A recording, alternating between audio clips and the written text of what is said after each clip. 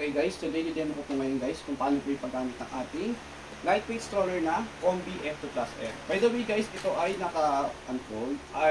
Ayan, bali, bago pala i-unfold to guys, papakita ko lang guys na ang issue nito guys ay nabura na po yung word na F2 Plus dyan guys. Ayan, medyo kita naman ng konti bakas ng plus. F2 po yan. Yan po yung issue niya talaga. And i-unfold mo siya guys. Pag unfold guys, side to the right. And then, side to the right is press. Ayan.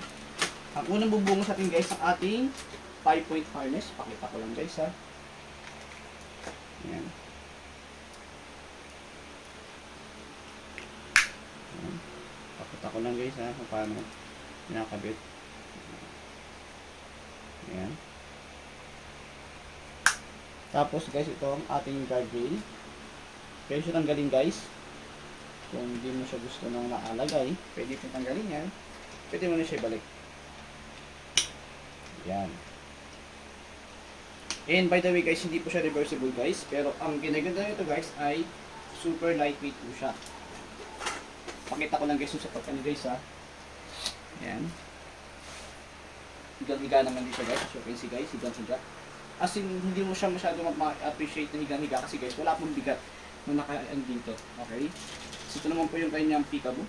Sa peekaboo guys, isa lang pala guys, dahil hindi nga siya reversible, ayan po siya.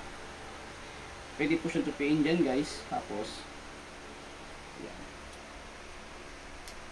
Yan. Okay. Tapos, balik ko na siya guys. Ating canopy.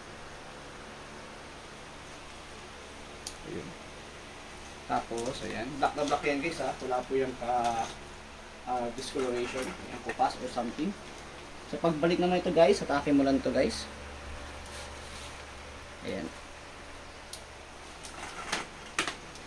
Dito naman tayo sa gulong guys. Sa gulong guys, stop din ko guys. Pakad lang yan. Stop na po siya.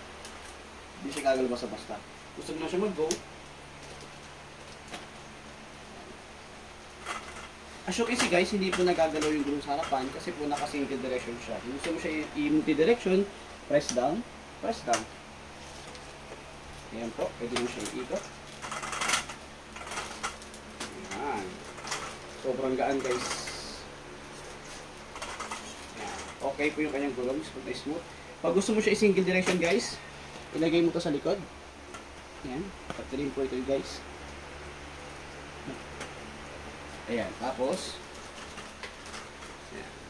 Sa pinakauli guys, ang ating pag-fold, side to the left, and then press.